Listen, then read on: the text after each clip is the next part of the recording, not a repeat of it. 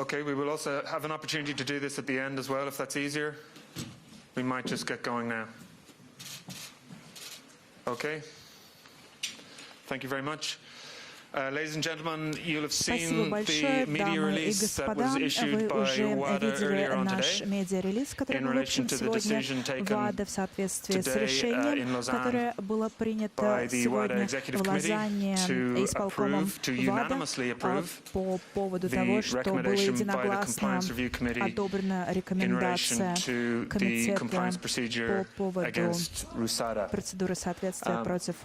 We'll be very happy to answer your questions here at this press conference. I'll just introduce you. On my immediate right is the chair of the Compliance Review Committee, Jonathan Taylor, QC. Then is the WADA Director General, Olivier Nigli. In the middle is WADA's President, Sir Craig Reedy. And to his right is the WADA President-elect, who will start his term of office on the 1st of January, Witold Banka. And then at the end, we have the Director of our Intelligence and Investigations Department, Gunther Junger. So, you don't want to hear from me, I'm sure, so I'll pass straight over to President Sir Craig Reedy to say a few words. Thank you. Чтобы он произнес несколько слов.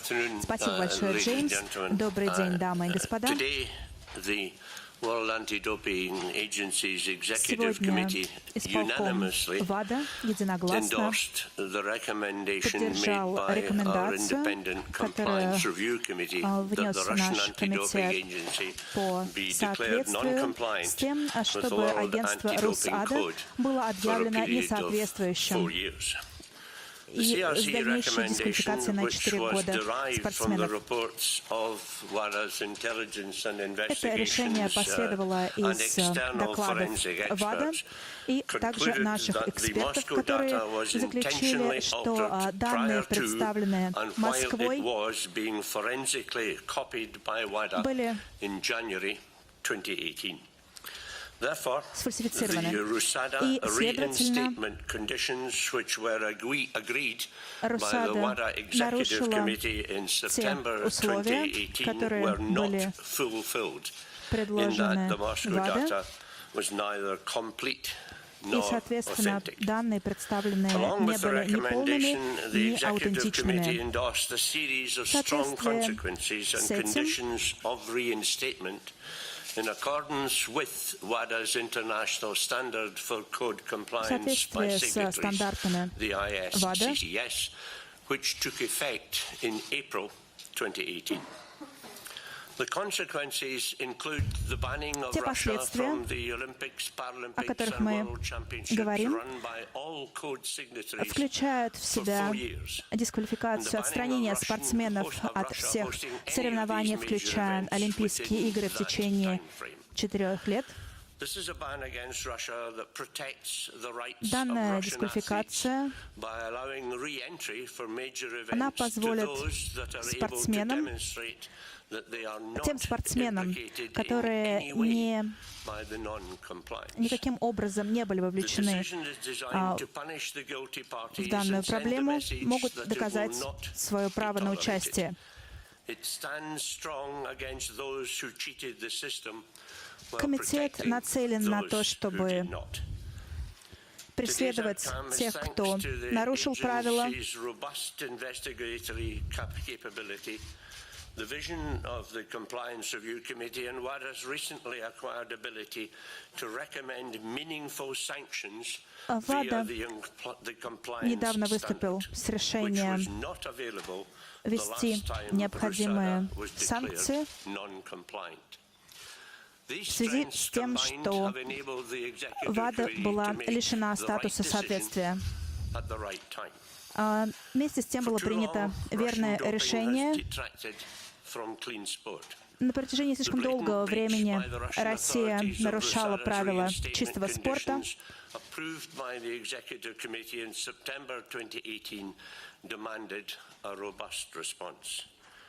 В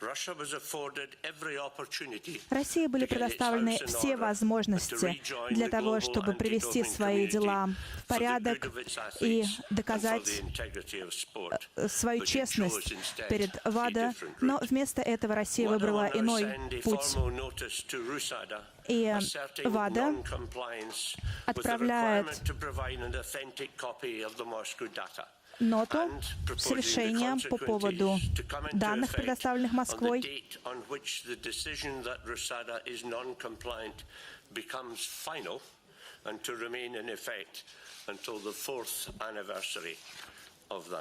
и данное решение будет в силе в течение 4 лет.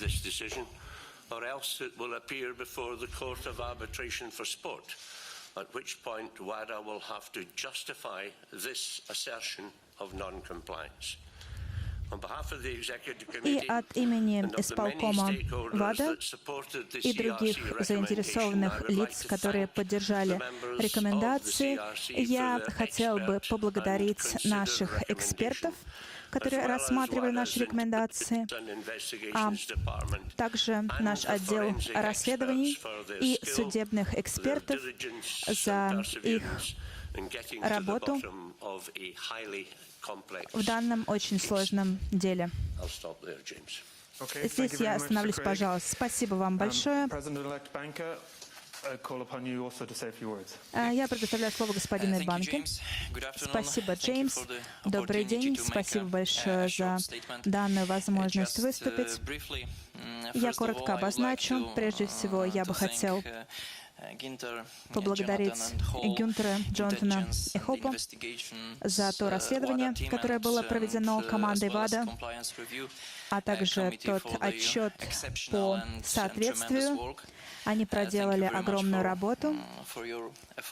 Спасибо большое за ваши усилия. Я бы хотел подчеркнуть, что сегодняшнее решение является очень важным для будущего антидопинговой системы, и также оно укрепит доверие к системе ВАДА. Данные рекомендации были одобрены всеми членами комитета, и также стоит отметить, что ранее данное решение, по поводу данного решения были проведены консультации в различных органах. Ранее мы провели встречу в Европе, в течение которой все европейские страны, страны Совета Европы, в ходе которой были поддержаны данные рекомендации. И в целом у нас было принято решение единогласно. Это очень хороший знак. И также, что важно в этом решении, что мы наказываем действительно тех, кто виновен в данных манипуляциях, но мы в то же время оставляем открытыми двери для тех, кто не связан с этим допинговым скандалом, кто является чистым спортсменом и невиновным. И я бы хотел вам также напомнить одну из самых главных целей ВАДА — это защита чистых спортсменов. Но наша работа не завершена, конечно. Нам необходимо сфокусироваться на реализации данных рекомендаций. Это для нас чрезвычайно важно. Спасибо большое. Спасибо большое, господин Банка. И теперь мы открыты для ваших вопросов. Пожалуйста, поднимайте руку. Мы передаем вам микрофон. Представьтесь и затем уже задавайте вопрос. Итак, первый вопрос от Дэвида.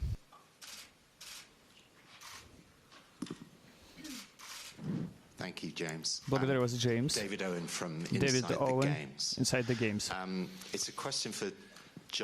Вопрос к Джонатану и, возможно, Гюнтеру.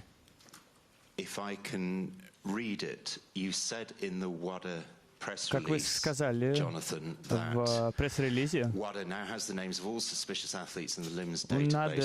ВАДА есть список всех подозреваемых лиц, в частности, спортсменов, чьи данные были изменены или удалены из предоставленной Москвой информации. Означает ли это, что если будет подтверждено сегодняшнее решение, вы сможете и дальше отстранять этих спортсменов. Сможете ли вы раскрыть их имена с тем, чтобы люди могли узнать, кто они такие?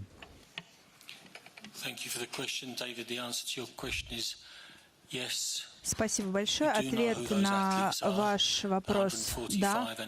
Мы знаем, кто эти спортсмены.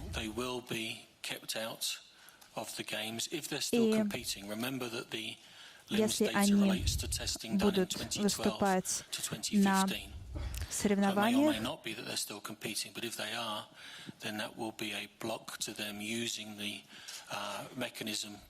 то есть они не смогут воспользоваться механизмом участия в играх. И мы позже опубликуем их имена. Это не является нашей главной задачей. Вопрос зависит от дальнейших расследований. Главное в том, что они не смогут участвовать в дальнейших соревнованиях.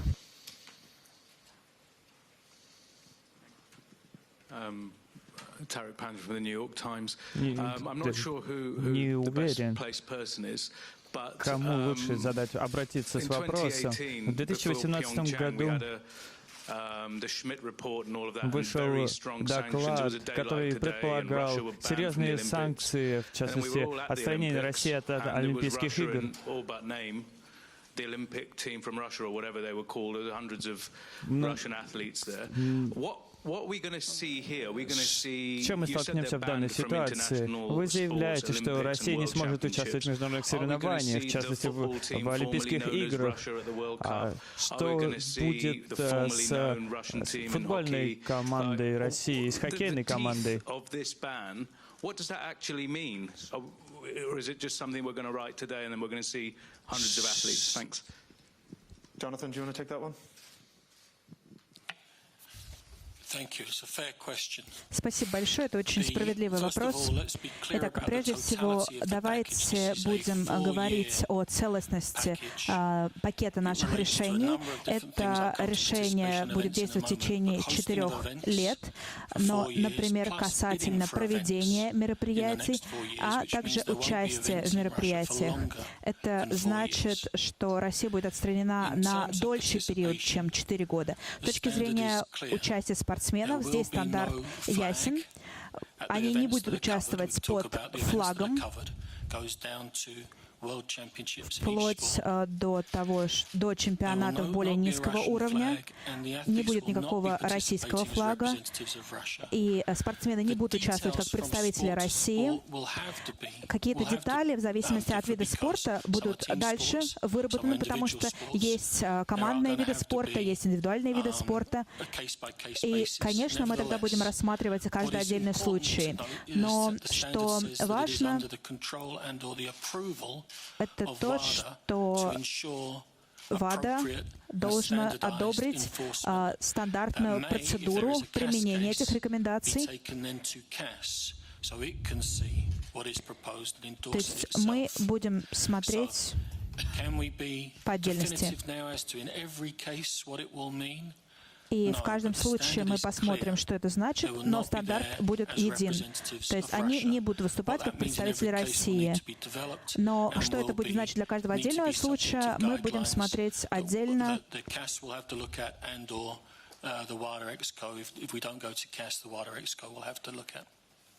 Это будет дальше рассматриваться.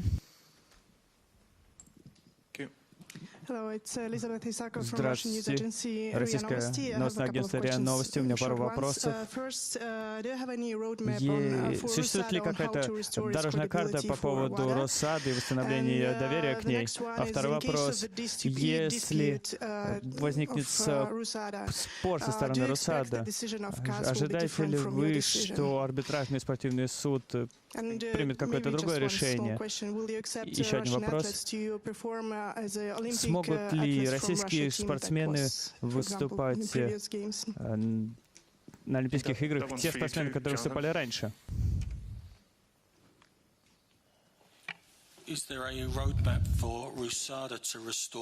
По поводу восстановления доверия, какой-то дорожной карты на эту тему. То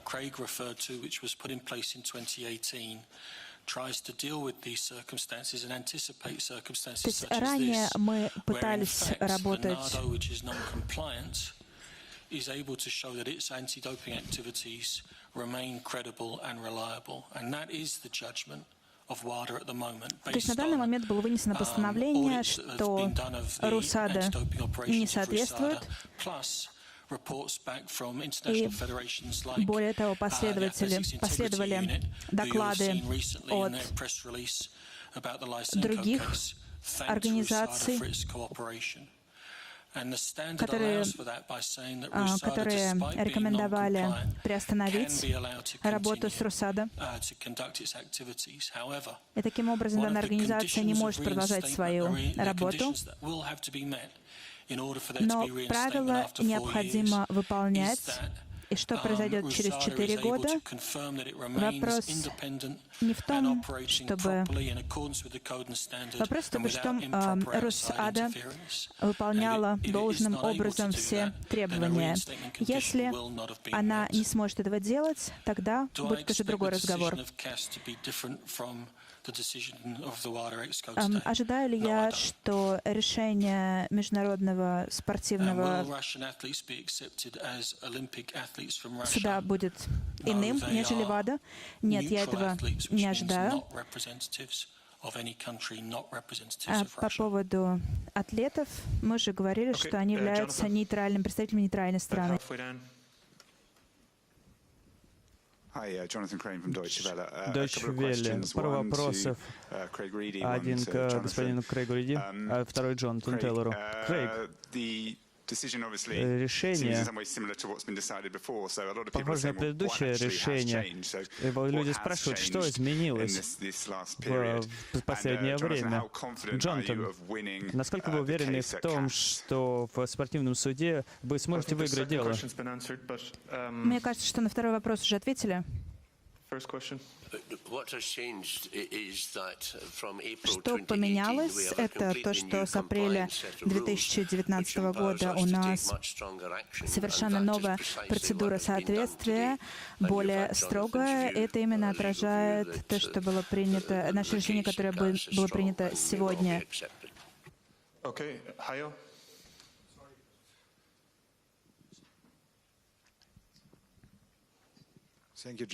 Благодарю вас, Джеймс. Два вопроса. Первый вопрос.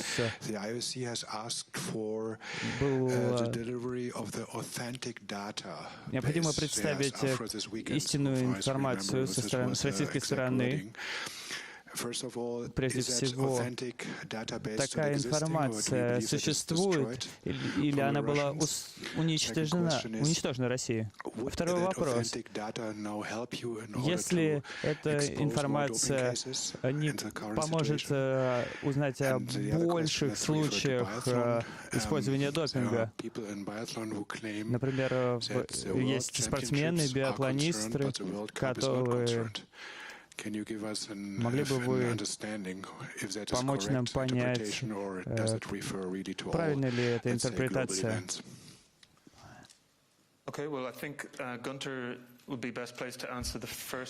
Думаю, что Гюнтер лучше всего ответит на первые два вопроса, и Джонатан, возможно, на третий вопрос. Спасибо большое за ваш вопрос. В отношении аутентичных данных нам нужно вернуться к вопросу, когда мы обсуждали с Россией того, что мы хотим. Цель нашей деятельности была получение именно сырых данных. И нашей лаборатории требовалась информация именно по сырым данным. Это была наша первая задача. Когда мы поехали туда и получили данные, мы поняли, что данные были удалены, то есть мы не могли получить именно те данные, которые нам нужны.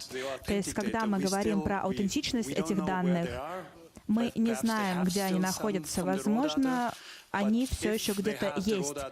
Но если у них есть эти сырые данные, то они должны с нами ими поделиться, чтобы мы смогли проверить. У нас есть достаточно средств, чтобы понять, являются ли они аутентичными или нет, и тогда мы сможем продолжить те процессы, которые уже идут. И второй вопрос. Примерно похоже на то, что я уже сказал. То есть именно исходные данные — это самые важные, потому что в них хранится больше информации, чем в самой базе данных. И мы нацелены именно на получение этих данных, но мы пока что их не получили. Так что мы пока что знаем, это то, что большая часть этих исходных данных была удалена с 2016 года. Okay, Jonathan. Итак, Джонатан. Итак, в отношении биатлона речь идет о мировых чемпионатах, и вопрос в том, что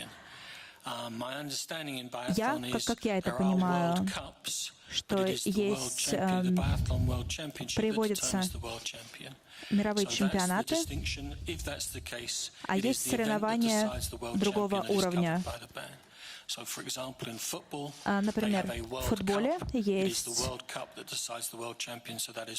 чемпионат мира, который подпадает под определение мирового чемпионата. Brian and then Graham. Brian из Reuters. Могли бы вы прояснить, означает ли это, что Россия не сможет участвовать в чемпионате мира в 2020 году в Катаре?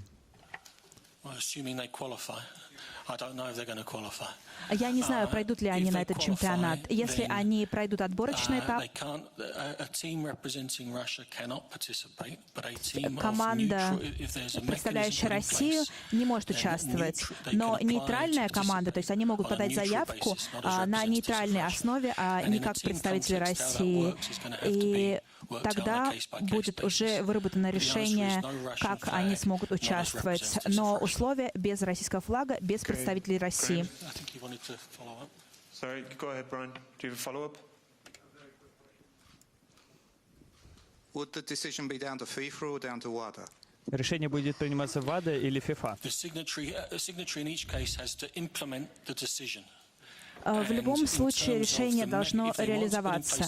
Если они хотят ввести механизм для атлетов, которые могут доказать свою невиновность, они могут это сделать, и ВАДА будет контролировать или одобрять этот механизм. То есть мы должны работать вместе. Но очевидно, что здесь у нас есть уже новые стандарты, и все должны эти решения выполнять.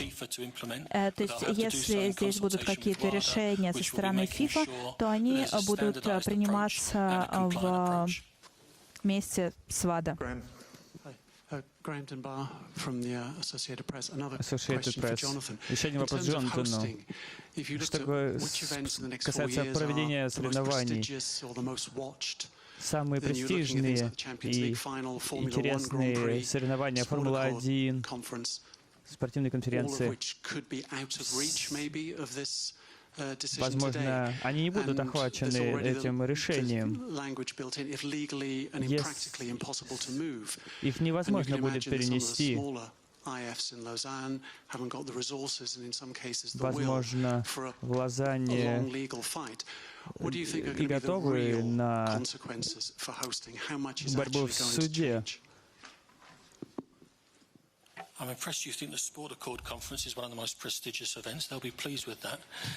Если бы вы мне представили список этих самых престижных мероприятий, тогда было бы неплохо.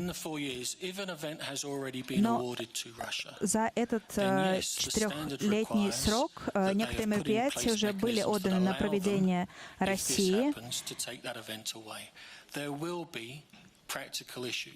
Есть некоторые практические вопросы, которые мы не можем игнорировать. Например, рекомендация уже говорит о том, что молодежные Олимпийские игры, например, в Лозанне, они не покрываются данным решением. То есть есть некоторые моменты, когда сложно реализовывать это решение. То есть нужно проявлять определенную гибкость. Есть определенный ряд важных событий, и это не только события в ближайшие 4 года. Это не то, что они должны предпринять все возможное, чтобы не принимать мероприятия. Но правила становятся сложнее, потому что мы хотим разрешить те сложности, которые у нас были. И помните,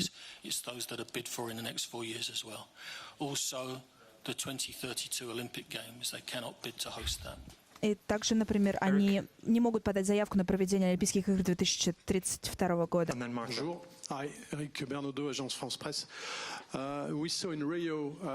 Рио мы наблюдали то, что за 3 дня до проведения соревнований было принято решение о том, кто сможет участвовать, а кто нет. Можем ли мы ожидать того же самого в Токио? Второй вопрос. Сегодня утром было известно, что худшим решением было восстановить участие Русада в 2018 году.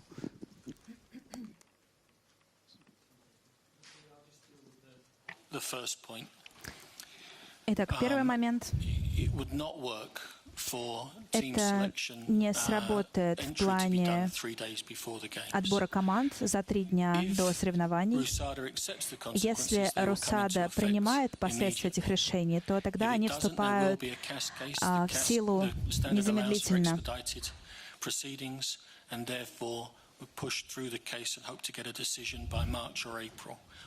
Мы будем надеяться на принятие окончательных решений к марту следующего года.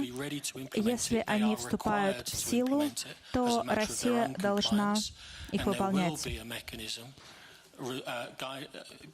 И будет представлен механизм ВАДА,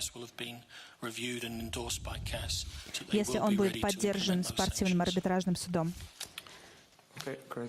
And as far as the Vice President is concerned, I actually haven't seen exactly what she said. But if she said Я пока что не видел ее конкретного выступления, но если она говорит о том, что было принято неверное решение в декабре 2018 года, то я ее не понимаю, потому что она была членом исполкома, и она сама подписывала эти решения.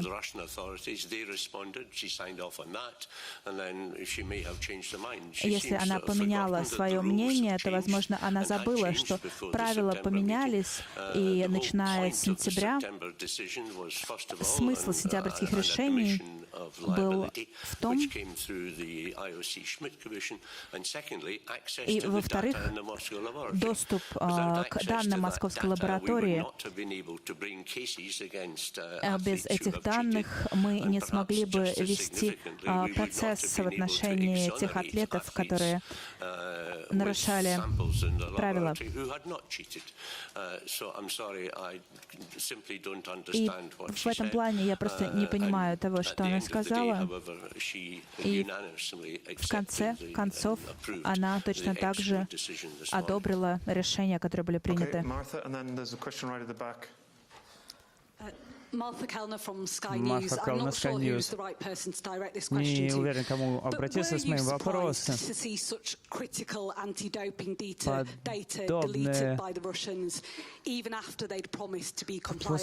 Можете ли вы поверить в то, что Россия уничтожила свои данные после того, как она согласилась выполнять поставленные условия? Ответ — да. Да, мы были удивлены. Зачем бы мы тогда делали это предложение российским властям для того, чтобы преодолеть все проблемы между ВАДА и российскими властями? Это было сделано для того, чтобы Россия приняла те данные, которые были изложены в докладе Макларена. То есть,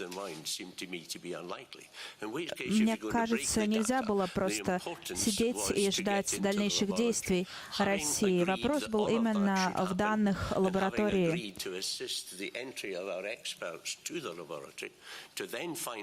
Это именно они должны были содействовать тому, чтобы наши эксперты вошли в их лабораторию, нашли необходимые данные. И я бы сказала, что это было своего рода разочарование.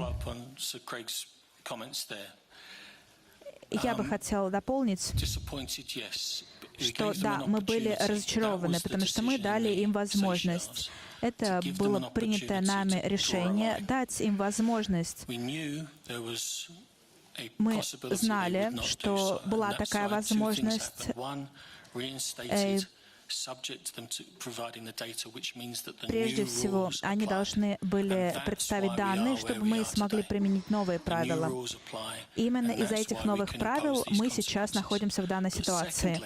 Но, во-вторых, и это тоже важно, когда команда экспертов отправилась в московскую лабораторию, они не снимали, не делали фотографии данных, то есть они снимали именно судебные копии, то есть они понимали, что происходило, и они были к этому готовы. И поэтому мы хотели бы поблагодарить наш отдел расследований. И мы в этом плане надеялись на лучшее, но готовились к худшему. И в контексте восстановления Росада они должны признать и выполнять установленные рекомендации. Charlotte Dippens, Russia Today. Сегодня вы говорили о том, что вы знаете о тех 145 спортсменах. Ваше решение будет защищать невинных. Однако многие говорят, что несправедливо обвинять всех спортсменов, не давать им участвовать под российским флагом. Они не смогут завоевывать медали, представляя Россию. Люди, которые работали и готовились многие годы, не смогут выступать. И, во-вторых, какие последствия может ли это иметь на молодых спортсменов, которые только начинают подниматься в своей спортивной карьере? Это отстранение может серьезно навредить им.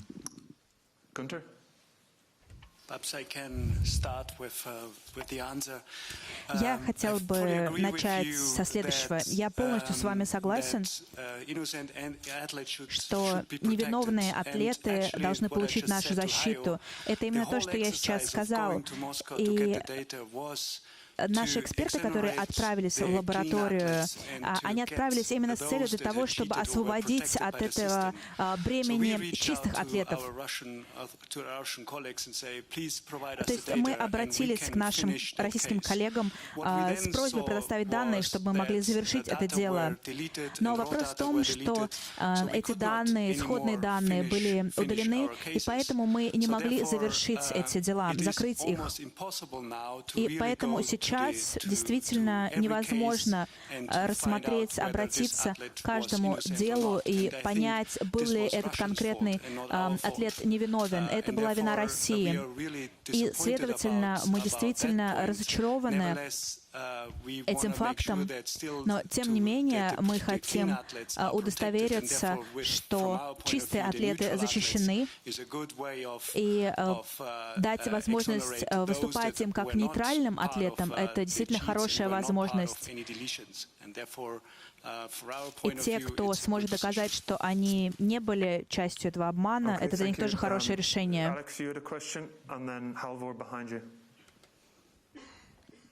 Alex Capsio, BBC. Алекс Капси, BBC. Джонатан, самым жестким наказанием было бы сплошное отстранение. Когда вы обсуждали санкции по отношению к России, почему вы пришли к решению не вводить общее отстранение? Спасибо за вопрос. Да, это абсолютно совпадает с нашими стандартами. Этот стандарт предоставления возможности выступать под нейтральным флагом. И вы уже слышали мнение, что даже частичное отстранение — это слишком мягко, слишком слабо. То есть люди могут, конечно, с этим не согласиться, но мы обсуждали это очень подробно. И бывший олимпийский чемпион очень сильно выступал за то, чтобы те атлеты, которые нового поколения, которые совсем не связаны с допинговыми скандалами, чтобы они имели возможность выступать на соревнованиях. А лично я не думаю, что в этом есть что-то нечестное, лишая спортсменов этого флага. Вы можете, конечно, с этим поспорить. Достаточно ли это решение? Должно ли быть это отстранение повсеместным?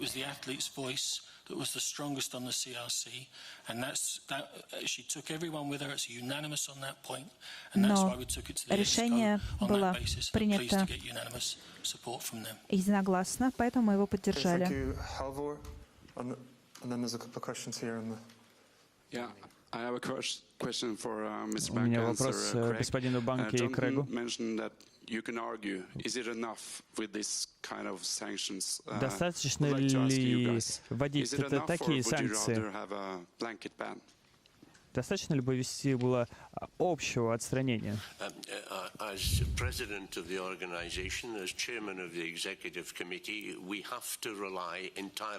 Мы должны полностью полагаться на те процессы, которые мы вводим в силу. Если нам предоставляется детальный отчет, была проведена очень объемная работа, выдвигались различные предложения в плане санкций, и я полностью доволен тем, как данный процесс был проведен. И нынешний баланс санкций был поддержан очень известными международными спортсменами.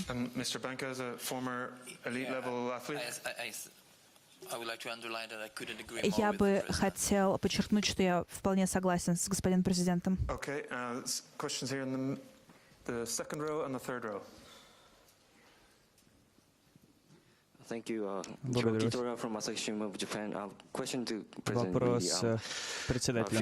Несколько дней назад произошел Олимпийский саммит, и вы объяснили Олимпийскому комитету и другим организациям, какое объяснение вы сделали, и все ли согласились с предложенными вами мерами? Меня пригласили на саммит МОК. Мы обсуждали текущую деятельность ВАДА.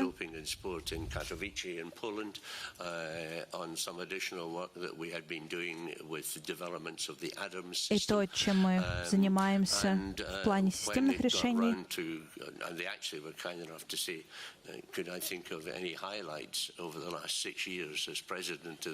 И меня спросили, какие моменты я считаю самыми яркими за последние 6 лет в организации.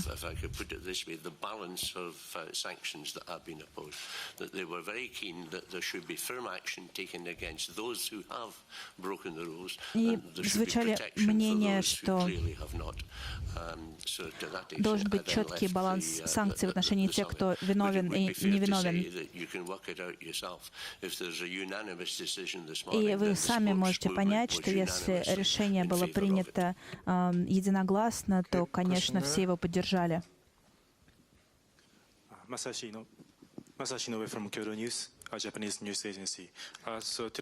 Сегодня ВАДА приняла решение не позволять России использовать национальный флаг в течение 4 лет. А что касается российского гимна, можно ли исполнять гимн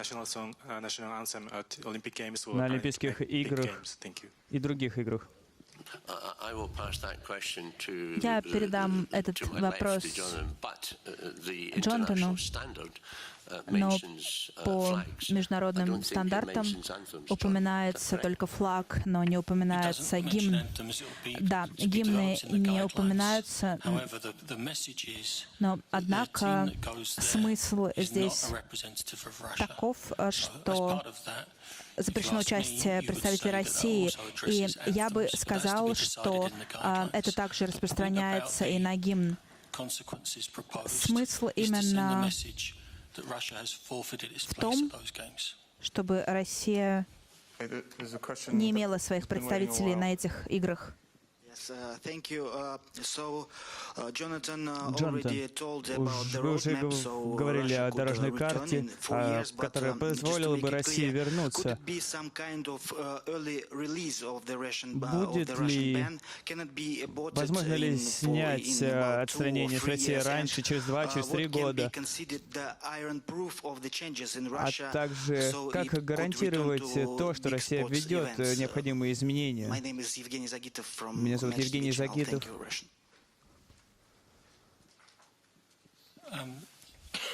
At the back of the recommendation, which you all will have now, there are a series of reinstatement conditions that have to В be рекомендациях у нас изложены условия, в соответствии с которыми РУСАДА может быть восстановлена, и в соответствии с которыми международные федерации могут далее работать.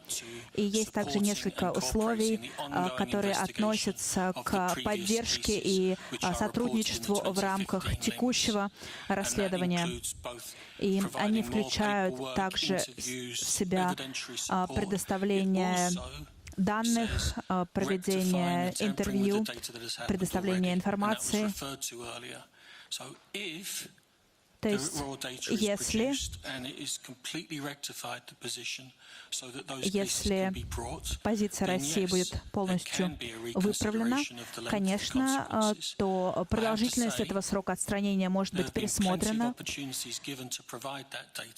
Но, то есть, России было дано множество возможностей предоставить данные данные, но пока что этого не было сделано.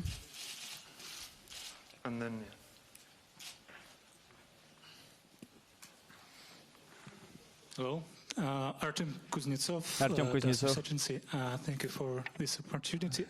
за возможность. У меня 4 вопроса.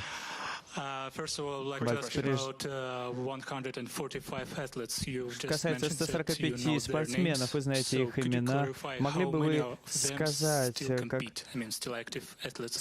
кто из них продолжает участвовать? Сколько? Половина, треть? Второй вопрос. Уверены ли вы, что спортивный суд сможет принять решение до проведения Олимпийских игр, если РУСАДА не примет вашего решения? Третий вопрос. Ожидаете ли вы, что международные федерации выступят против вашего решения? Четвертый вопрос касается российских болельщиков. Смогут ли они присутствовать на соревнованиях, где с российскими флагами? Спасибо большое за ваш вопрос. Итак, по поводу 145 спортсменов, это наша оценка. Мы должны смотреть на каждый отдельный случай, и примерно 1/3 из них продолжает выступать. И второй вопрос. Я уверен, что спортивный арбитражный суд вынесет решение до Олимпиады в Токио. Возможно, что эта рекомендация не распространится на Токио, если решение не будет принято. Но тогда вот этот 4-летний период, он начнется с Олимпиады в Париже. То есть именно от самих русских будет зависеть, как они хотят. То есть начиная с Токио или с Парижа.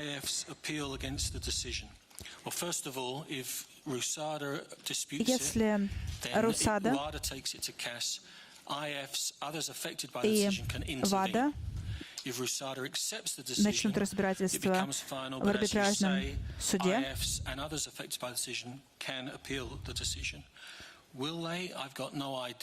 и я пока что не знаю,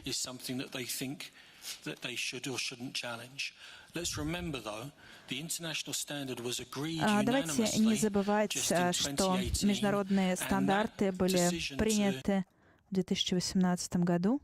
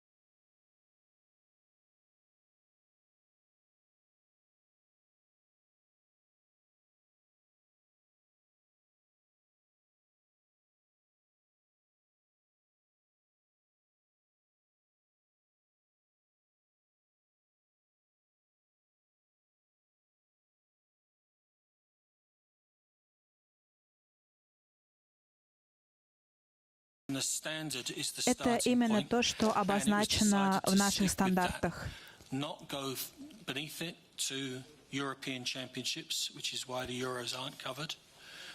И здесь также входят европейские соревнования. В футболе чемпионат мира также входит.